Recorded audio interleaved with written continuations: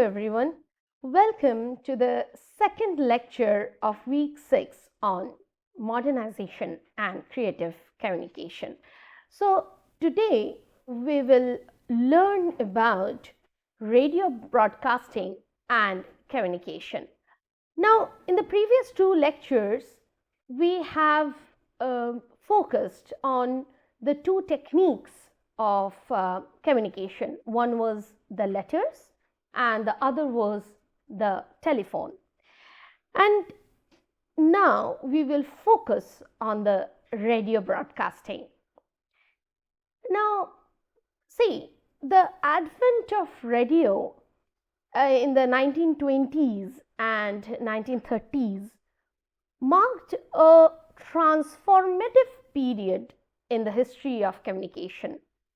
Radio signals, as described speaking into the air, I would like to remind you that this is where our book takes its name from, had an uncanny quality, evoking metaphors of telepathy, scenes, and spiritual connections. Unlike previous communication technologies, radio broadcasts disseminated information to an infinite audience lacking clear boundaries of reception. This inherent openness raised questions about intimacy, audience agency, and the nature of dialogue in the age of mass communication. Now let's see what broadcasting means. Broadcasting is the process of sending audio content through radio waves to a wide and dispersed audiences. Now, how is this different from something like a phone call? Well, in a phone call, we have point-to-point communication, one-to-one communication, right? It's a private conversation between two individuals. But broadcasting, on the other hand, is meant for public dissemination, like one to the many, right? So instead of one person talking to another directly, you are essentially speaking to an entire group, and anyone with the right receiver can tune in and listen. Over time, radio has evolved from its early days as private telegraphy to what we know today as mass broadcasting. Now, to really understand how radio broadcasting developed, we need to look back at its origin.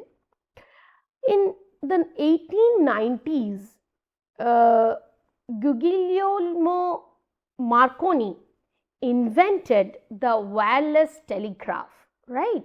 At that time, it was mainly seen as a tool for point-to-point communication, like a more advanced version of the telegraph. But this technology had a fascinating quirk. Radio waves were open-ended. That which means what? Which means anyone with the right receiver could intercept the signal and listen in, which made private communication very difficult. People compared this to telepathy or even seance because of how mysterious it seemed, hearing voices without seeing the speaker. Fast forward to 1915 and 1916, and we see a visionary moment with David Sarnoff. He proposed that radio could become a household music box reaching every home, right? So, Sarnoff understood the potential of radio not as a tool for individual communication, but as a medium to broadcast to mass audiences, which set the stage for what radio would eventually become. Now, Early radio was really about point to point communication, but it started to shift towards mass broadcasting during First World War. The government and large corporations saw the potential in radio to reach many people at once. They began shaping radio into the medium we know today, where one broadcaster can reach n number of people, okay, a group of target audience, right? So one major turning point was the Communication Act of 1934. This law is very important to understand. This law defined broadcasting as a public service, which made it distinct from things like telephones, which were considered common carriers. The Federal Communication Commission (FCC) was created to regulate broadcasting, making sure it served the public interest. Now, let's see what was one of the biggest challenge here. One of the big challenges with broadcasting is that it is essentially a private transmission with a public reception. When we let's see, when we talk about common carriage like the telephones, the message is delivered directly to one person to the other at the end, right? So there is a speaker and there is a receiver.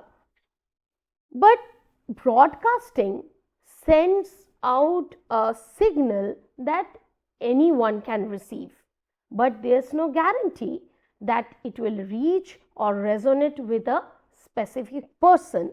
So though it was understood, or that was presumed, that this radio broadcasting will fetch its target audience, it was not really so. Broadcasters are speaking to large anonymous audiences, and the lack of direct feedback can make it very difficult to gauge how the message is being received. Because when we talk about communication, in whichever form it is and in whichever medium you take, you cannot deny the fact, or you cannot deny the concept of perception. So perception is always a pertinent problem in communication. So this lack of interaction, again here, radio was one-way communication. There is a sender and there are receivers, right? Receivers with different perceptions, different mood, different opinions, okay, and they were receiving. There was no way to talk back. Okay, so this lack of interaction is one of the unique challenges of broadcasting.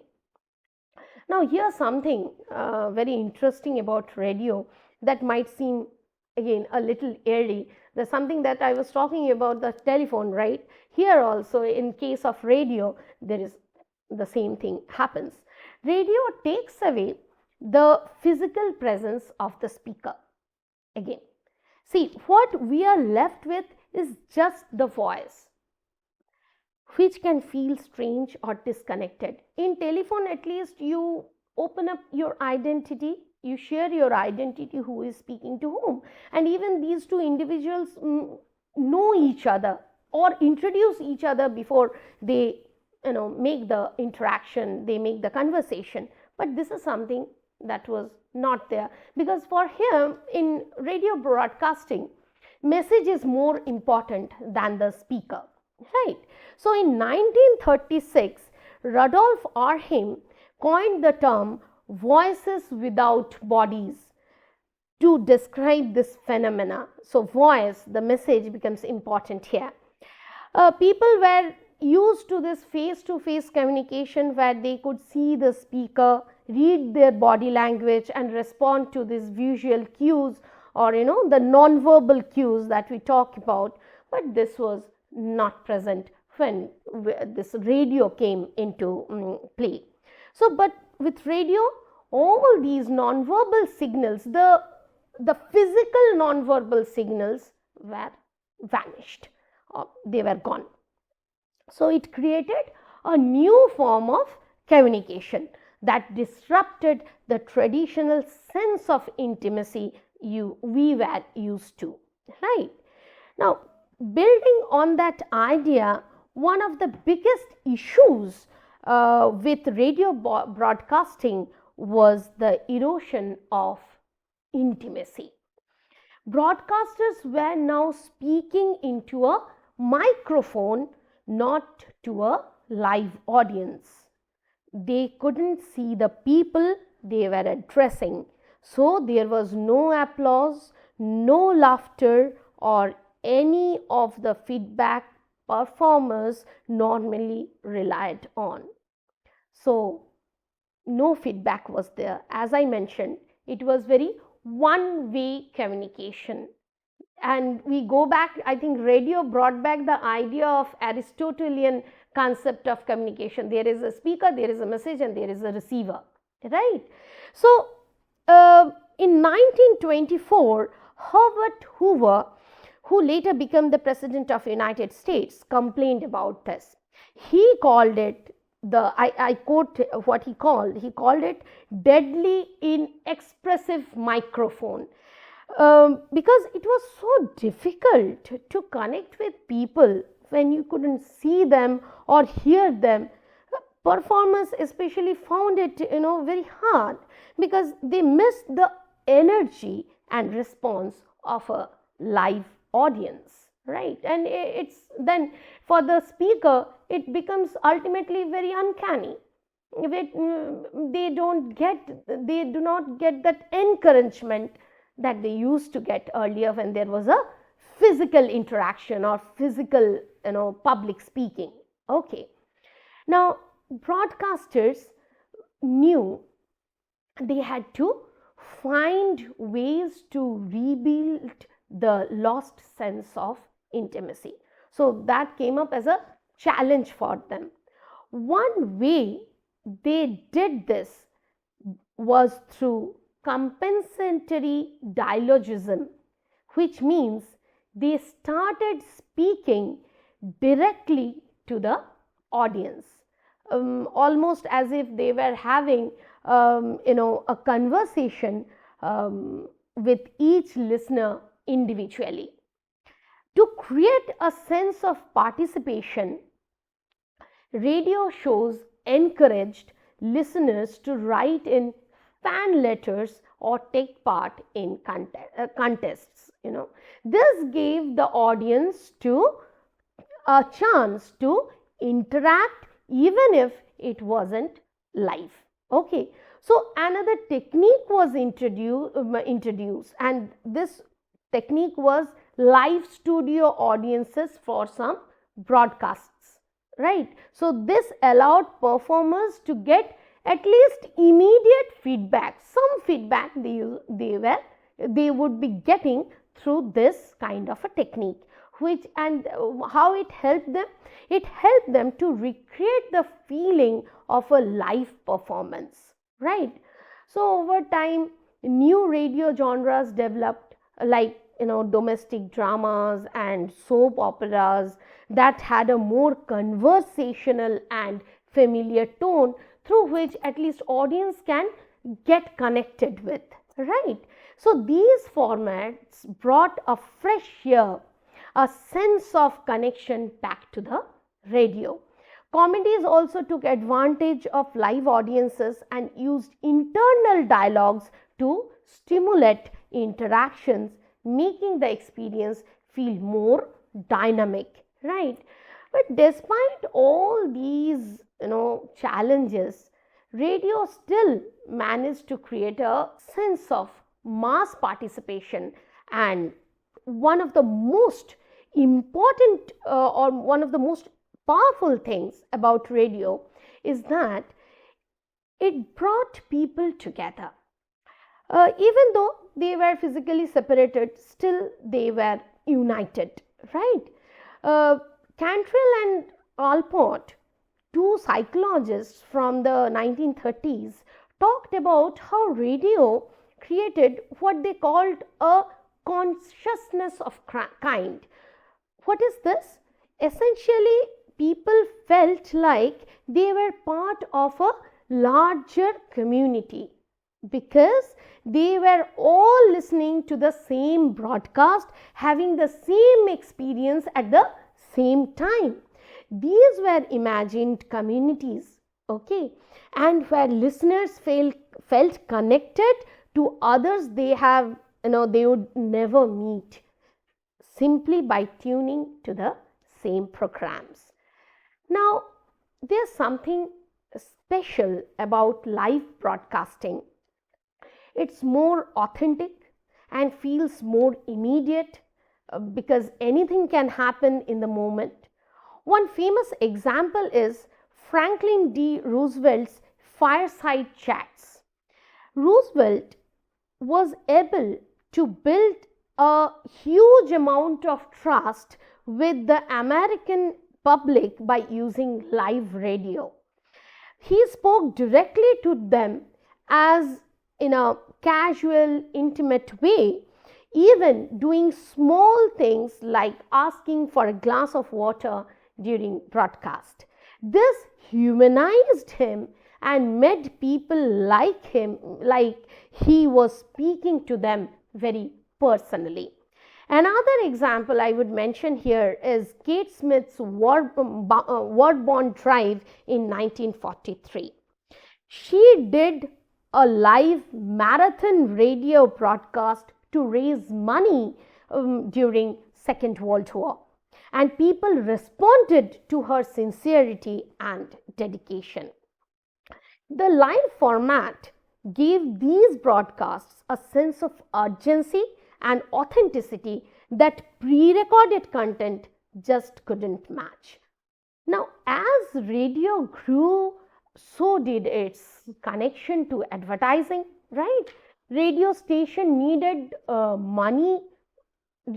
to make money, and advertising became the primary way to fund programming. However, this commercialization raised concerns. Adorno, a philosopher and critic, believed that radio was fostering a false sense of intimacy. I repeat, a false sense of intimacy. He argued that listeners were being manipulated into passive consumers, just sitting back and absorbing content without questioning it. But not everyone agreed with Adorno. Sociologist Robert Merton argued that radio could actually help build real social bonds, especially during times of crisis. He pointed to examples where radio helped unite people and encourage collective action, showing that it wasn't at all about manipulation.